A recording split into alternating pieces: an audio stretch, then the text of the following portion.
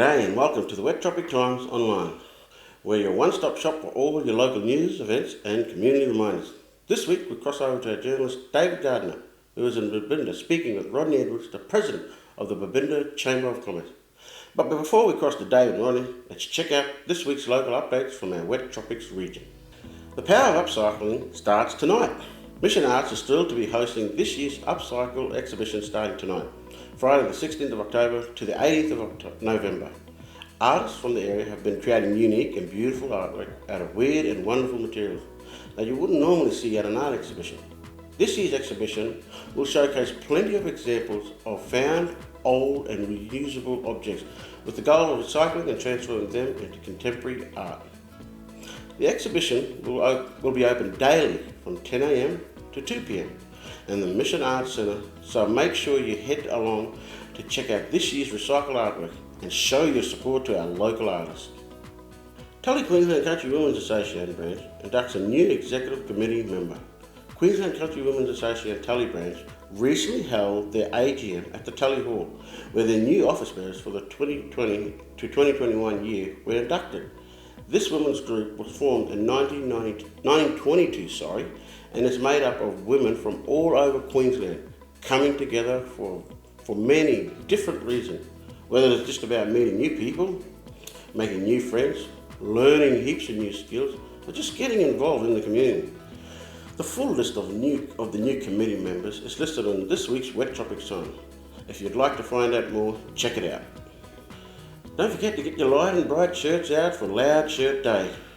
With a 28-year history of supporting deaf children across Queensland to hear, listen and speak, the not-for-profit Hear It Say is gearing up for its 14th annual Loud Shirt Day fundraiser. With 2020 causing so many hardship for the not-for-profit, they are encouraging the community now more than ever to wear their brightest and wackiest shirts on the day.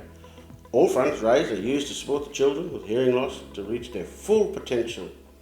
So come on everyone, let's all rally around this great fundraiser and get loud on Friday the 23rd of October. Patron Tequila pays it forward to craftspeople with a $25,000 grant. Patron Tequila wants to give back to local community craftspeople by recognising creators and innovators in the design, fashion and hospitality industry. So they're introducing the Patron 60 Hand Pay It Forward, which is a $25,000 grant to help the recipient to continue their craft. Understanding that mentorship is an important element of the creative arena. 6 judges who are pros in their own fields will also be on hand to judge the grant applications. To apply for the grant, makers are asked to submit a short video explaining what craftsmanship means to them and how the $25,000 grant would help them support their craft. Check out our Facebook page for more details. Council is looking for a long-term funding solution to fix the Port Hinchinbrook sewage treatment. The Queensland Government recently announced funding of up to $4.3 million to the Cassowary Coast Regional Council towards replacement of the sewage treatment plant for the Hinchinbrook Harbour. Mayor Mark Nolan said that while the proposed funding was very generous, Council needed to consider how it would meet the other half of the expected capital outlay needed to complete the project. Keep an eye out on Wet Tropic Times for more updates around the project. So word of warning, scammers claiming to be from the ATO. Reports have recently been received of people receiving calls from the Australian Taxation Office. Scammers have been saying that your tax file number is being suspended and that federal court will start proceeding. They then go on to say something like, to prevent an arrest warrant being issued, to press 1 and then repeat by pressing 1 to know about your legal case. Well, at this point, you should just hang up straight away. Some people are getting caught out, as the caller has advised the unexpected person they owe the ATO unpaid taxes and advises them they have to pay the debt immediately, with the scammers being particularly aggressive and making threats they will be jailed if the debt is not paid immediately. People, you are urged just to hang up straight away and call the ATO on its official contact number, which is 1-800-008-540. Please do not give them any personal details and do not tell them to follow up with your accountant of the ATO. More details in this week's Wet Tropic Times. Demonstration farm is opening the conversation on water quality. A demonstration farm in the Herbert region is providing data for growers to speed up the adoption of improved farm management practices for water quality and sustainable agricultural outcome. The idea for the demonstration, the farm was started by growers Rex and Ian Carr after an extensional workshop series that began in 2018 with Herbert Cane Productivity Services Limited and the Wet Tropic Sugar Industry. It seems water quality samples were collected over a 2-year period from the beginning of 2018 and 2019 wet season until March this year. Growers seem interested in joining the conversation about farming practices and how applying the different approaches can influence the water quality. Should contact the Herbert Cane Productivity Services Limited for more details. Wet Tropics Reef Assist funding puts boots on the ground. 5 new environmental projects for the tropical far north are the first step towards a green economic recovery for the region. The Queensland Government has provided almost $4 million for 5 Wet Tropic Reef Assist projects that will create jobs while protecting our wetlands, improving wildlife corridors, stabilising creeks, banks, and making the region more resilient to natural disasters. Local environmental management groups have happily welcomed the funding as a smart and cost-effective way to create jobs quickly and improve the health of the key natural assets that support our economy. Tully Tigers end the year on a high, hosting rugby league games with international culture. International pride and cultural heritage were on show last Saturday when the Tully Tigers Rugby League Club hosted the annual clash between Queensland, Italy and the North Queensland Samoa team, which saw 2,000 fans stream into the Tully Showground for their final taste of footy this year. All past, present Tully and Cairns district players, NRL and Intra-Super Cup stars lined up for their respective teams.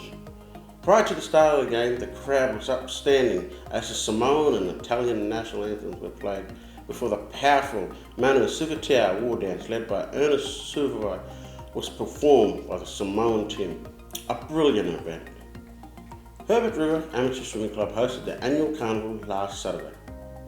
Last Saturday, 180 competitors came from far and wide to meet in Ingham for the Amateur Swimming Carnival.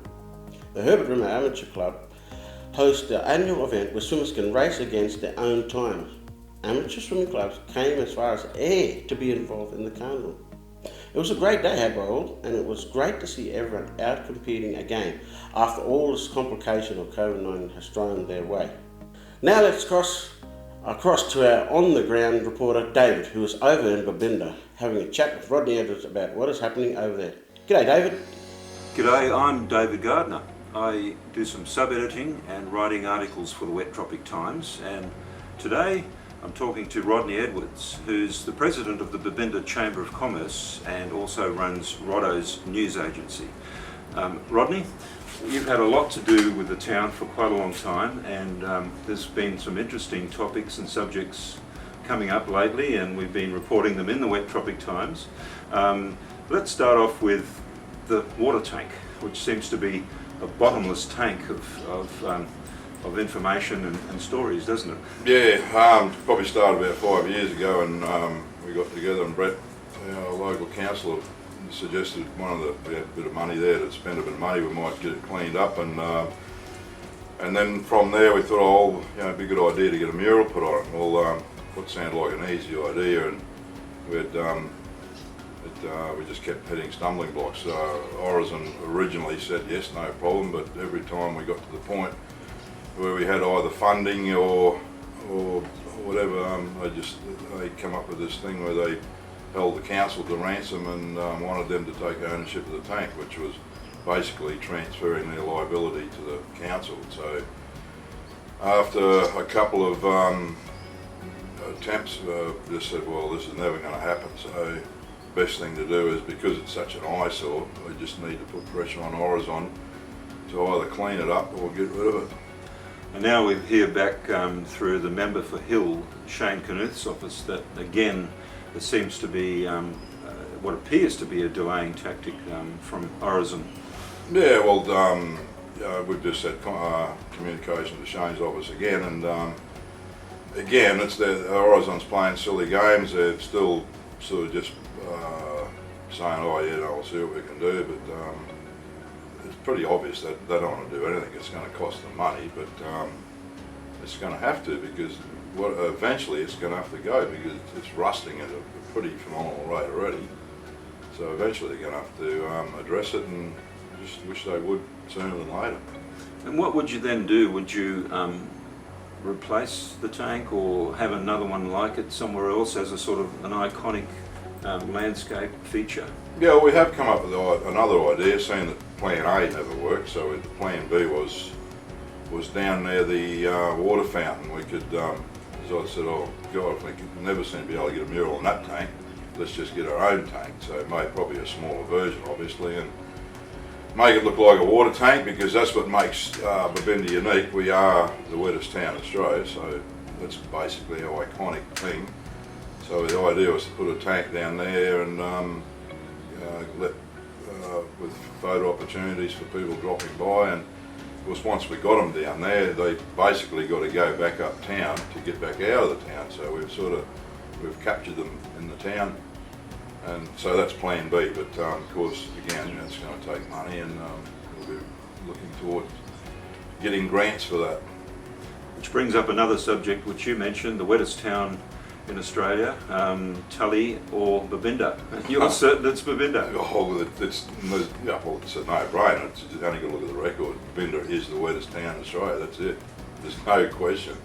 Even though Tully still has the statue and the memorial to when they got that record way back in 1950 or so. Well, that was a stolen statue. That was created by, I think you know the lady's name. She used to have the post office here, and she come up with the idea of getting a gumboot and painting it gold and calling it the Golden Gumboot, which was owned by Babinda because it always had the wettest annual rainfall figures. And then all of a sudden, one day, there appears this great big golden boot now in Tully, and we're still shaking our head.